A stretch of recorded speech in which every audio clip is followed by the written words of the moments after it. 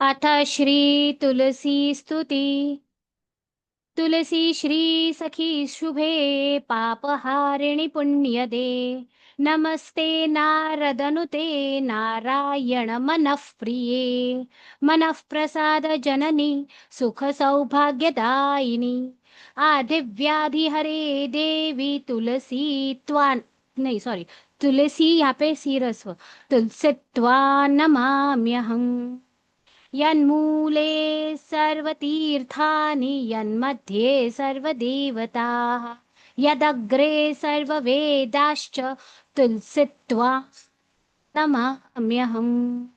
अमृतां सर्वकल्याणीं शोकसन्तापनाशिनीम् आधिव्याधिहरीं तुलसित्वा नमाम्यहम्। देवैस्तचन् निर्मिता पूर्वन्नार्चितासि मुनीश्वरैः। नमो नमस्ते तुलसी पापं हर हरिप्रिये। सौभाग्यं सन्ततिं देवी धनं धान्यं च सर्वदा। आरोग्यं शोकशमनं कुरु मे माधवप्रिये। तुलसी पातु मां नित्यं सर्वापद्भयोऽपि सर्वदा। कीर्तितापि स्मृता वापि पवित्रयति मानवम्। या दृष्टा निखिलाघसङ्घशमनी स्पृष्टा वपुः पावनी। रोगाणामभिवन्दिता निरसनी सिक्तान्तकत्रासिनी। प्रत्यासत्तिविधायिनी भगवतः कृष्णस्य संरोपिता। न्यस्ता तच्चरणे विमुक्तिफलदा। तस्यै तुलस्यै नमः। तस्यै तुलस्यै नमः। इति श्री तुलसी स्तुतिः।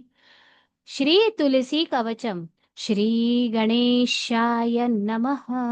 अस्य श्री तुलसी कवच स्तोत्रमन्तस्य श्री महादेव ऋषिः अनुष्ठुप् छन्दः। श्री तुलसी देवता मन इप्सित कामना सिद्ध्यर्थै जपे विनियोगः। तुलसी श्री महादेवी नमः पंकजधारिणी। शिरो मे तुलसी पातु भालं पातु यशस्विनी। दृशौ मे पद्मनयना श्रीं सखी श्रवणे मम। घ्राणं पातु सुगन्धा मे मुखं च सुमुखी मम। जिह्वां मे पातु शुभदा कण्ठं विद्यामयी मम। स्कन्धौ कहवारिणी पातु हृदयं विष्णुवल्लभा। पुण्यदा मे पातु मध्यन्नाभिसौभाग्यदायिनी। कटिं कुण्डलिनी पातु उरु नारदवन्दिता। जननी जानुनी पातु जङ्घे सकलवन्दिता। नारायणप्रिया प्रादौ सर्वाङ्गं सर्वरक्षिणी। सङ्कटे विषमे दुर्गे भये वादे महाभवे। नित्यं हि सन्ध्ययोः पातु तुलसी सर्वतः सदा। इतीदं परमं गुह्यं तुलस्याः कवचामृतं। मर्त्यानाममृतार्थाय भीतानामभयाय च मोक्षाय च मुमुक्षूणां ध्यानयोगकृत् वशाय वश्यकामानां विद्यायै वेदवादिना।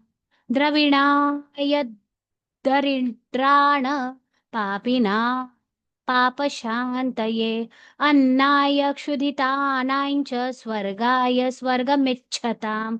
पशव्यं पशुकामानां पुत्रदं पुत्रकाङ्क्षिणा।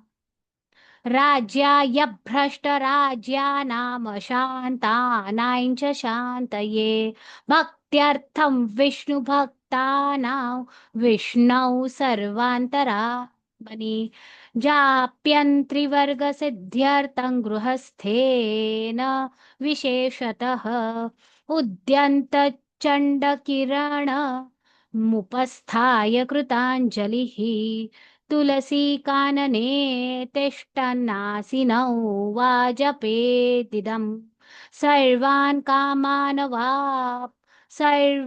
कामानवाप्नोति तथैव मम सन्निधिं मम प्रियकरं नित्यं हरिभक्तिविवर्धनम् यास्यान्मृतप्रजा नारी तस्या अङ्गं प्रमार्जयेत् सा पुत्रल्लभते दीर्घ जीविनैः चाप्यरोगिणम् वन्ध्या या मार्जयेदङ्गं कुशैर्मन्त्रेण साधकः सा सापि संवत्सरादिव गर्भं दत्ते मनोहरम् अश्वत्थे राजवश्यार्थी जपेदग्ने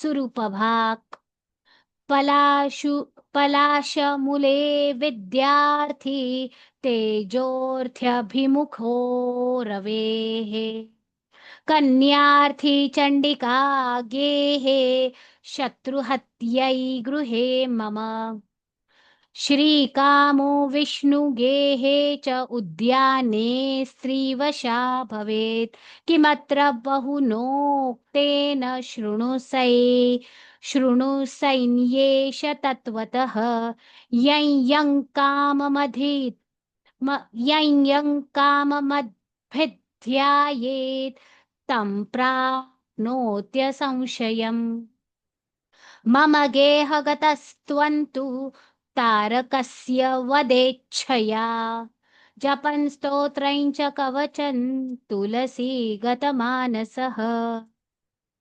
मण्डलात् तारकं हन्ता भविष्यसि न संशयः एते श्रीब्रह्माण्डपुराणे तुलसीमाहात्म्ये तुलसीकवचं नाम स्तोत्रम श्री तुलसी। ये क्या है ये? क्या हो रहा है ये? श्री तुलसी देवी समर्पणमस्तु। हरे नमः। एक मिनट।